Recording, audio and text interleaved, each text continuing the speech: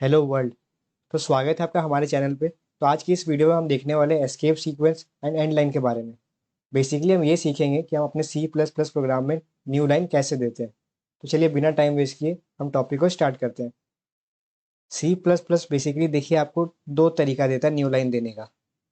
वो दो तरीका क्या है देखिए, पहला तरीका क्या होता है, पहला तरीका है आपको ये, इसे हम क्या कहते हैं, इसे हम कहते हैं बैकवर्ड स्लैश। क्या कहते हैं? Backward slash. और ये क्या हो गया, ये आपका बेसिकली एन हो गया, जो कि आपका एक कैरेक्टर है। ठीक है। तो ये हम कैसे इससे हम देते हैं न्यू लाइन, चलिए हम रेपलीट पे जाके देखते हैं। तो जैसा कि हमने पिछले लेक्चर में देखा था, हम जब इस प्रोग्राम को रन करते हैं तो क्या आउटपुट आएगा, आप देख सकते हैं आउटपुट आपके सामने क्या आया, hello, hello world, hello N K O one. तो जो हेलो वर्ल्ड है उसके बाद हेलो एन के ओ, देखिए हमने लिखा तो है न्यू लाइन पे, बट क्या ये न्यू लाइन पे आया? नहीं, ये एक लाइन में ही आया। इसे हमें देखना है कि हम इसे न्यू लाइन पे कैसे देते हैं। जैसे हमने पहला तरीका देखा था वो क्या था, वो था आपको एक बैकवर्ड स्लैश देना है, उसके बाद आपको एन लिखना है। तो देखिए हम कैसे देते हैं। यहाँ पे आपको न्यू लाइन चाहिए, आपको जस्ट उसके पहले आपको वो देना पड़ेगा। जैसे मुझे क्या चाहिए कि मैं चाहता हूँ कि जो हेलो एन किया हुआ है ये नेक्स्ट लाइन पे है, तो मुझे बैकवर्ड स्लैश एन कहाँ लिखना होगा, मुझे उसे जस्ट पहले लिखना होगा। यानी कि मुझे या तो यहाँ पे लिखना होगा, कि मैं पहले आपको यहाँ पे लिख के दिखाता हूँ। मैंने यहाँ पे लिखा बैकवर्ड स्लैश एन। अब मैं जब इसे रन करूँगा देखिए आउटपुट क्या आता है। देखिए आउटपुट आ गया हमें जो चाहिए था, हेलो वर्ल्ड, हेलो एन के वन। तो देखिए अगर मैं यहाँ पे देता हूँ तो उसका मतलब क्या हुआ, यहाँ तक कंपाइलर ने क्या किया, यहाँ तक आपको प्रिंट किया, फिर उसने देखा कि आपके पास बैकवर्ड स्लैश यहाँ पे एन है। ठीक है। बैकवर्ड स्लैश एन देखा उसने यहाँ पे, तो उसके बाद उसने क्या किया, वहाँ पे कंपाइलर को बोला कि अब हमें न्यू लाइन पे नेक्स्ट जो है उसे प्रिंट करना है। तो जैसे ही उसने देखा बैकवर्ड स्लैश एन, वो क्या ले गया, वो नेक्स्ट लाइन पे ले गया। उसके बाद आपने प्रिंट किया हेलो एन के, फिर ये वन के बाद आपने कोई न्यू लाइन कैरेक्टर नहीं दिया है, तो वो हेलो एन के साथ ही प्रिंट हुआ है। ठीक है। और देखिए हम क्या कर सकते हैं, हम यहाँ भी इसको लिख सकते हैं। कहाँ लिखते हैं देखिए, हम चाहेंगे तो इसको यहाँ भी लिख सकते हैं, सेम आउटपुट आएगा। क्यों सेम आउटपुट आएगा, देखिए पहले क्या होगा, पहले हेलो वर्ल्ड पढ़ेगा कंपाइलर, फिर वो प्रिंट होगा। उसके बाद जैसे ये लाइन पढ़ेगा वो दिखेगा न्यू लाइन है, मतलब न्यू लाइन कैरेक्टर है, तो तुरंत आपके कर्सर को क्या करेगा, हेलो वर्ल्ड से यहाँ पे ले आएगा नेक्स्ट लाइन पे। उसके बाद फिर क्या प्रिंट करेगा, हेलो एन क्यू, फिर वन प्रिंट करेगा। पहले रन करके ये भी देख लेगा। तो देखिए हेलो वर्ल्ड प्रिंट हो गया, फिर नेक्स्ट लाइन पे hello N Q, hello N Q one print हो गया। तो बेसिकली हमें क्या करना है, हमें जिस जगह पे न्यू लाइन चाहिए जस्ट उससे पहले वाले जगह पे हमें क्या करना होगा, बैकवर्ड स्लैश एन को लिखना होगा। ठीक है। तो चलिए एक बार हम स्लाइड पे भी समझ लेते हैं कि जो हमने प्रिंट किया था वो काम कैसे कर रहा है आखिर। तो देखिए हमने क्या लिखा था, हमने लिखा था हेलो वर्ल्ड, उसके बाद हमने दिया था न्यू लाइन कैरेक्टर, उसके बाद नेक्स्ट लाइन पे हमने क्या लिखा था, हेलो एन के ओ। ठीक है। तो देखिए काम कैसे करता है ये। पहले क्या होगा, कंपाइलर यहाँ से आपको पढ़ना स्टार्ट करेगा, वो क्या करेगा, हेलो वर्ल्ड पढ़ेगा, उसे एज इट इज़ प्रिंट कर देगा। ये आउटपुट मान लीजिए आपका कंसोल है, यहाँ पे क्या होगा, यहाँ पे वो करेगा हेलो वर्ल्ड को प्रिंट एज इट इज़।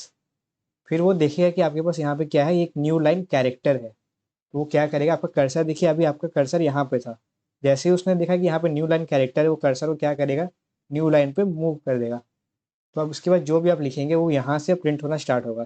तो हमने क्या लिखा है, हमने हेलो एन क्यू लिखा है, तो हेलो एन क्यू यहाँ से प्रिंट होना स्टार्ट हो जाएगा।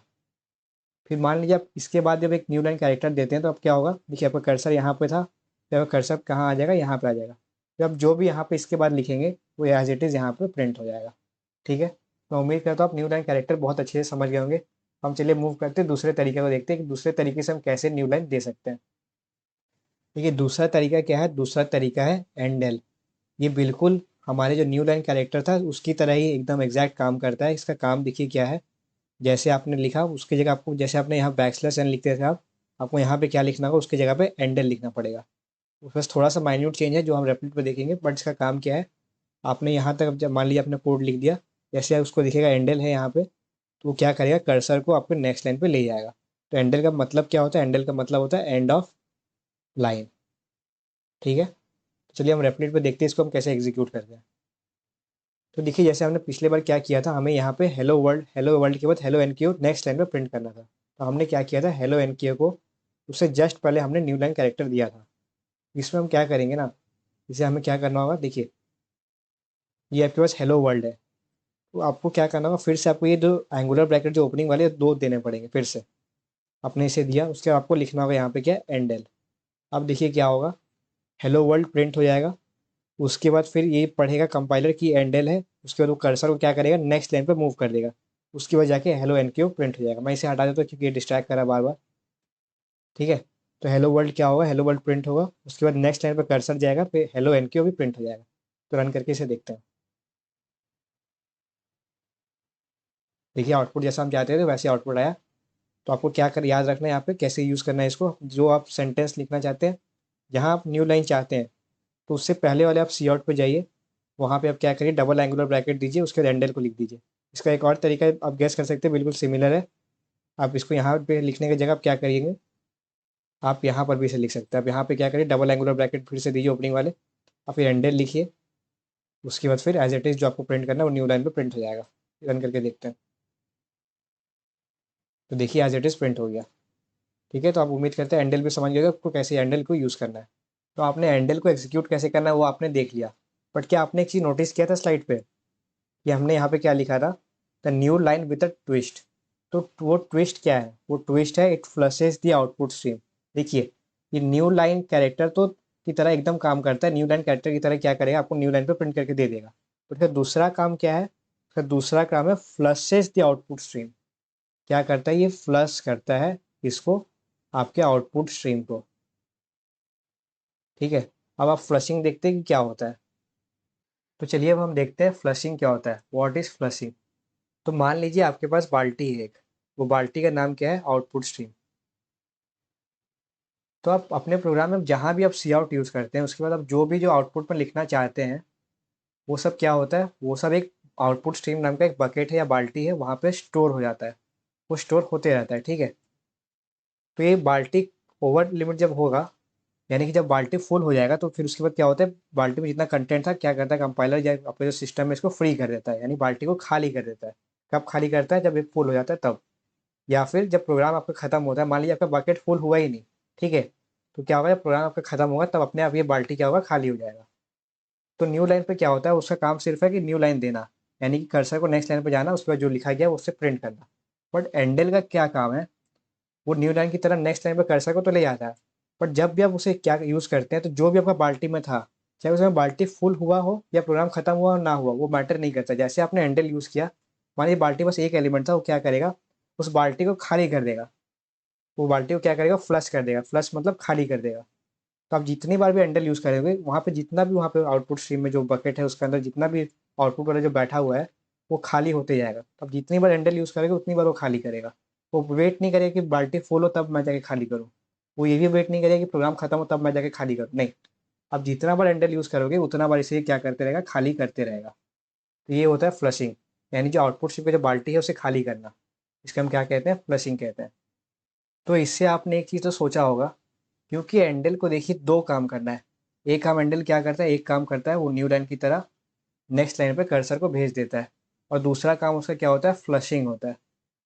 और जो न्यू लाइन कैरेक्टर था उसका काम क्या था, सिर्फ न्यू लाइन पे अपने कर्सर को भेजना। तो आपको एक चीज़ तो रियलाइज़ हुआ होगा, कॉमन सेंस लगाइए कि दोनों में से बेटर कौन सा है। जब मैं बोलूँ तो दोनों में से एफिशिएंट कौन है।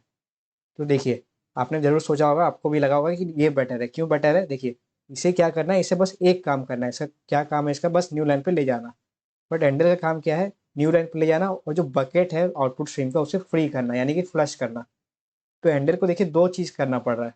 तो आप जितनी बार एंडल यूज़ करेंगे, आप उसके बाद अपना डबल आप काम करते जाओगे। आप न्यू लाइन तो दोगे, उसके बाद साथ साथ आप फ्लश भी करोगे। तो इससे क्या होगा, प्रोग्राम का देखिए ओवरऑल जो आपके प्रोग्राम है उसका जो एफिशिएंसी है वो क्या हो जाएगा, कम हो जाएगा। ये कॉमन सेंस है। अगर आपको एक काम करना है और आपको साथ में दे दिया जाए कि आपको दो काम करना है, तो आप कौन से काम को ज़्यादा एफिशिएंट तरीके से कर पाओगे। आपको एक काम करना है तो आप उसको ज़्यादा एफिशिएंट तरीके से कर पाओगे। आपको दो काम एक एक्स्ट्रा काम दे दिया जाए तो आप क्या करोगे, आपको जो मेन काम था उसको आप लेस एफिशिएंट तरीके से कर पाओगे। तो इसलिए क्योंकि आपको दो काम डबल आपको काम करना पड़ा है, तो इसलिए ओवरऑल जो प्रोग्राम है उसका एफिशिएंसी क्या होता है, वो डिक्रीज हो जाता है। तो इसलिए बेटर कौन सा होता है, बेटर होता है न्यू लाइन वाला। ये ज़्यादा बेटर है। ठीक है, क्यों, इससे क्योंकि इससे प्रोग्राम का जो एफिशिएंसी है वो इंक्रीज हो जाता है, या मैं कहूँ तो एंडल की वजह से प्रोग्राम का एफिशिएंसी डिक्रीज हो जाता है। इसलिए ये बेटर है। तो आपके मन में भी अभी सवाल आ रहा होगा, क्या व्हाट शुड आई यूज़, क्या आपको एंडल यूज़ नहीं करना चाहिए। या सिर्फ आपको न्यू लाइन यूज़ करना चाहिए? तो आपके मन में ये सवाल आ रहा होगा। चलिए हम समझते हैं कि हमें क्या यूज़ करना चाहिए। You can use both. जी हाँ, यू कैन यूज़ बोथ। क्यों? देखिए, जो मैंने एफिशिएंसी वाली बात आपको बताई वो किसके लिए एप्लीकेबल है? वो एप्लीकेबल है इंडस्ट्री लेवल प्रोजेक्ट्स के लिए, क्योंकि इंडस्ट्री लेवल के जो प्रोजेक्ट्स होते हैं उनमें क्या होता है, thousands of lines of codes होते हैं। ठीक है, वो बहुत बड़े बड़े प्रोजेक्ट्स होते हैं, बहुत बड़े बड़े, जहाँ पे कोड लिखे जाते हैं। तो वहाँ क्या होता है ना, वहाँ पे जो एक एक मिली सेकेंड है वो वैल्यूएबल होता है।